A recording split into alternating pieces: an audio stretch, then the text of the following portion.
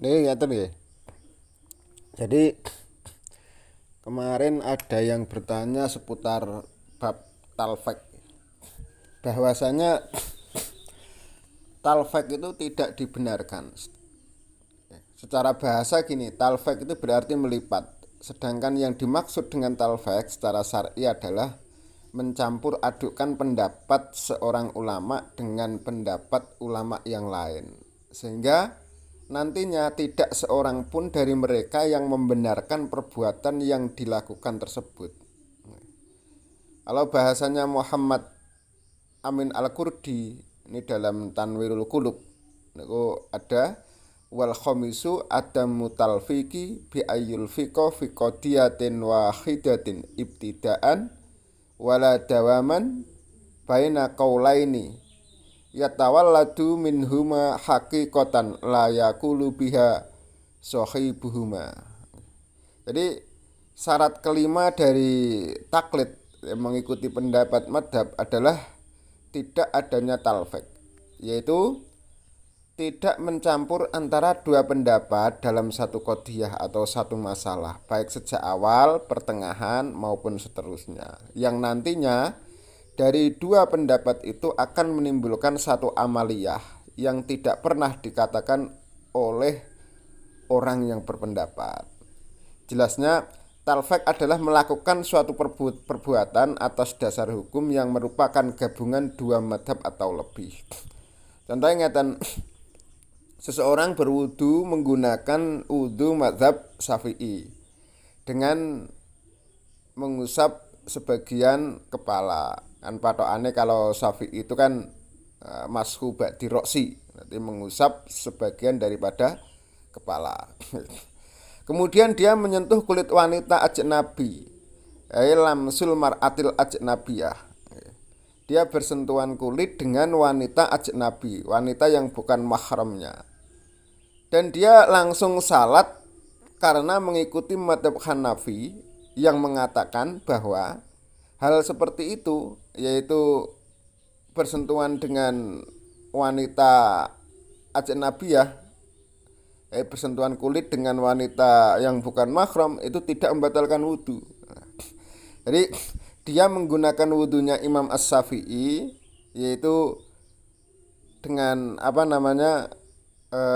mengusap sebagian daripada kepala, tapi kemudian dia bersentuhan kulit dengan wanita ajnabi, wanita yang bukan mahram, dan dia berpendapat mengikuti pendapatnya Hanafi bahwa hal tersebut tidak membatalkan wudhu, dan dia langsung melakukan sholat. Perbuatan ini disebut talfek karena menggabungkan pendapatnya Imam Syafi'i dan Imam Hanafi dalam masalah wudhu, yang pada akhirnya kedua imam tersebut sama-sama tidak mengakui bahwa gabungan itu merupakan pendapatnya. Sebab Imam Syafi'i membatalkan wudhu seorang yang menyentuh kulit wanita ajnabi. Jadi menurut Imam Syafi'i, bersentuhan kulit dengan wanita ajnabi itu membatalkan wudhu. Sedangkan Imam Hanafi tidak mengesahkan wudhunya orang tersebut. Kan kalau Hanafi itu masku bukan ba'di roksi, tapi rubu roksi, jadi seperempat daripada kepala itu minimal.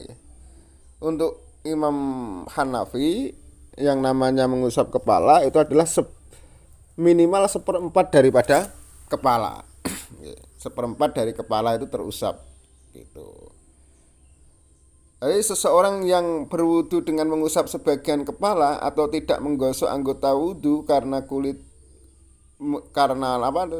mengikuti madhabnya Imam Syafi'i, lalu dia menyentuh anjing karena ikut madhab Imam Malik yang mengatakan bahwa anjing itu tidak najis, ketika dia sholat, maka kedua imam tersebut sama-sama akan membatalkannya. Sebab keduanya itu punya patokan antara Imam Syafi'i dan Imam Hanafi yang di depan, contoh yang di depan, dan Imam Syafi'i dan Imam Maliki yang di belakangnya. Ini mereka berpatokan bahwasannya sholat itu harus dilakukan, di antara syarat sahnya sholat itu adalah wudhu atau bersuci, bersuci. Nah, dari contoh yang pertama, kasus yang pertama, dia mengusap sebagian kepala, kemudian dia bersentuhan kulit dengan wanita ajnabi, itu kedua imam itu menyatakan bahwa dia tidak punya wudhu. Wudhu ini mengikutnya madhabnya siapa? Madhabnya Syafi'i. Tapi Syafi'i tidak mengakui karena apa? Imam As-Syafi'i telah membatalkan wudhunya dia karena dia bersentuhan kulit dengan wanita ajnabi. Nah, Imam Hanafi sendiri mengatakan orang ini tidak punya wudhu. Kalau berwudhu tidak seperti itu. Wudhu itu minimal mengusap seperempat daripada kepala. Maka oleh Imam Hanafi itu dianggap dia tidak punya wudhu. Artinya ketika dia sholat ini dia mengikuti pendapatnya siapa? Dari Imam Syafi'i dia wudhunya batal, dari Imam Hanafi dia tidak mempunyai wudhu. Iya bener aku ki mau ki ora batal ke wanita orang bersentuhan kulit dengan ajnabi yang bukan mahram. Tapi dia tidak punya wudhu kok. Gitu loh maksudnya. Jadi ketika dia sholat maka dia tidak dalam keadaan suci menurut dua madhab ini. Demikian juga dengan Imam Maliki ini. Dia seorang yang menganggap anjing itu adalah suci. Dia seorang yang berwudu kemudian mengusap sebagian kepala, kemudian dia mengikuti pendapatnya Imam Madhab Malik bahwa menyentuh anjing itu adalah suci. Maka kemudian dia mengikuti madhabnya Imam Malik ini, yaitu sebab Imam Malik itu kalau berwudu itu ada rukun tambahan tadi. Jadi di antara rukun yang dilakukan Imam Malik adalah adalku, yaitu menggosok anggota wudu tersebut. Nah, wudu ala Imam Syafi'i ini menurut Imam Malik ini tidak sah.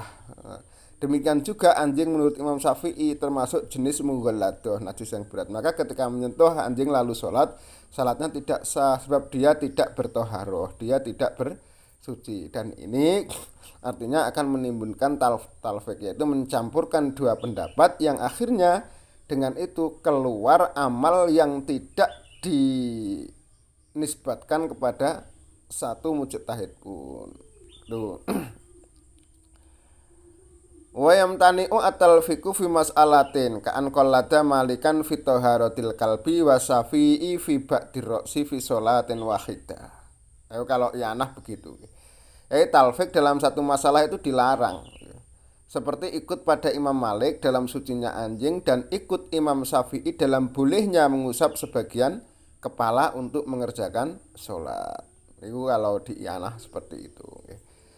Sedangkan tujuan pelarangan itu, pelarangan tarfik, itu agar tidak terjadi tatabu'ur rukhsah. Jadi seseorang itu mengamalkan sesuatu tidak mencari sesuatu yang mudah. Tidak memanjakan umat Islam untuk mengambil yang ringan-ringan sehingga tidak akan timbul talaub. Main-main dengan beribadah. Kalau kita suka dengan tatabu'ur rukhsah, maka yang terjadi kan talaub akhirnya. Terlalu sering mengambil hukum yang ringan-ringan gitu, maka kemudian yang terjadi adalah kita bermain-main dengan hal ibadah di dalam hukum agama. Atas dasar ini maka sebenarnya talfik yang dimunculkan bukan untuk mengekang kebebasan umat Islam untuk memilih madhab, bukan pula untuk melestarikan sikap pembelaan dan fanatisme terhadap madhab tertentu, bukan. Sebab talfik ini dimunculkan dalam rangka menjaga kebebasan bermadhab agar tidak disalahpahami oleh sebagian orang. Untuk menghindari adanya talfik yang dilarang ini maka diperlukan adanya suatu penetapan hukum dengan memilih salah satu madhab dari madzhabul arba'ah yang relevan dengan kondisi dan situasi di Indonesia. Misalnya gini, dalam persoalan salat, mulai dari syarat, rukun, dan batalnya dia mengikuti madhabnya Imam As-Syafi'i. Untuk persoalan sosial masyarakat mengikuti madhab Hanafi. Sebab diakui atau tidak bahwa kondisi Indonesia mempunyai ciri khas tersendiri.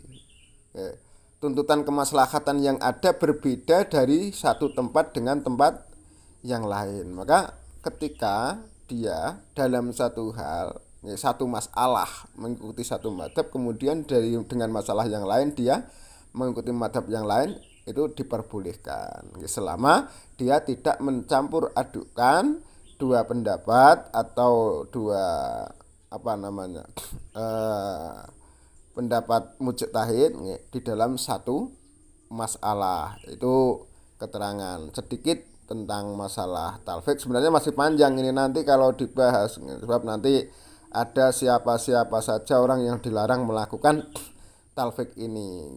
Untuk orang awam yang sama sekali tidak mengetahui hal tersebut, maka talfik itu diperbolehkan. Tapi bagi orang yang tahu bahwa oh ini madhabnya Maliki, oh ini madhabnya Syafi'i, maka dia tidak diperbolehkan untuk mentalfik, untuk mencampur adukkan, karena nanti bahayanya adalah dia terjerumus, sebab pangkatnya dia bukan seorang yang dapat untuk mentarjih daripada dua pendapat ulama mujtahid ini ya. Kecuali kalau itu mencampur adukkan ini dilakukan oleh seorang mujtahid, maka itu diperbolehkan ya. Ketika ini dilakukan oleh seorang mujtahid maka diperbolehkan. Jadi untuk orang awam taklid itu diperbolehkan karena dia tidak tahu. At-taklid lil amil boleh ya. Karena dia memang tidak tahu. Misal gini, ketika dia wudhu dia meminta pendapat seorang mufti dari Syafi'iyah. Rukunnya wudhu ini pripun bayai. Kemudian oleh kiai ini diterangkan, oh rukunnya itu begini. Karena dia orang awam, dia bertanya. Orang awam itu harus mengikuti pendapat mufti.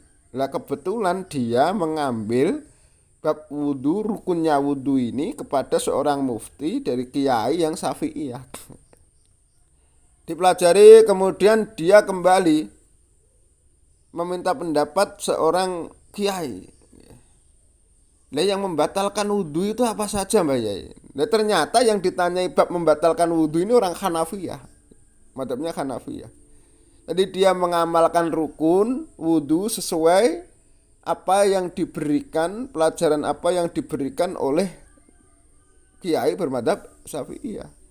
Kemudian dia gitu, membatalkan wudhu ini mengikuti Hanafiyah karena dia meminta pelajaran bab membatalkan wudhu dari Hanafiyah, dan itu boleh. Untuk orang awam seperti itu boleh. Tapi untuk orang yang paham tentang perbedaan madhab ini dan dia masih bertaklid, ya, dia masih mengikuti pendapat madhab, maka itu tidak diperbolehkan. Jenengan kan ngerti kabeh. Jadi pelajarannya apa? Takrib. Ya, takrib itu semuanya kultus Syafi'iyah. Syafi'iyah. Berarti yang di luar ini itu bukan Syafi'iyah. Ketika jenengan mencari beradukan berarti tidak boleh. Jenengan sudah tahu kok gitu. Jenengan semua kan sudah tahu. Itu adalah pendapatnya Syafi'iyah. Selain ini berarti itu bukan pendapatnya Syafi'iyah. Maka tidak boleh. Jenengan bukan termasuk orang yang dan mencampur adukan ini boleh juga ketika ini dilakukan oleh seorang yang punya syarat kapasitas untuk menjadi seorang mujtahid. Karena dia ketika mentarjih satu pendapat maka dia tahu benar dasarnya, kewariannya juga dia punya gitu. Maka dengan syarat-syarat tertentu kan seorang mujtahid, makanya jenengan ya ora pantes kabeh untuk menjadi seorang mujtahid. Syaratnya tidak memenuhi syarat untuk itu. Jika dia tidak memenuhi syarat maka dikhawatirkan justru dia terjerumus kepada mengikuti hawa, jadi mengikuti nafsu. Ya kan cara jenengan kan ngoten, nyapa jenengan milih ya, demi wong itu agak batal. Masalahnya kan yo luwih gampang ae kan ngoten nggih. Kan yo luwih gampang ae. Urusannya bukan ini sesuai perintah atau tidak, sesuai contoh Nabi atau tidak. Tapi urusannya ini kok. Ya gampang ae ngoten. Lan awake dhewe demi wong itu gak batal kan yo gampang ae kan ngoten. Awake gak perlu mana kan ngoten nggih. Tadi itu namanya hawa, mengikuti hawa. Jadi ini yang dinamakan tatabur rukhsah, mengambil hukum yang ringan saja. Tadi mengikuti keinginan nafsunya dia. Mbak pilih itu ya sedikit tentang bab talfik. Nanti kalau ada waktu kita lanjutkan kembali.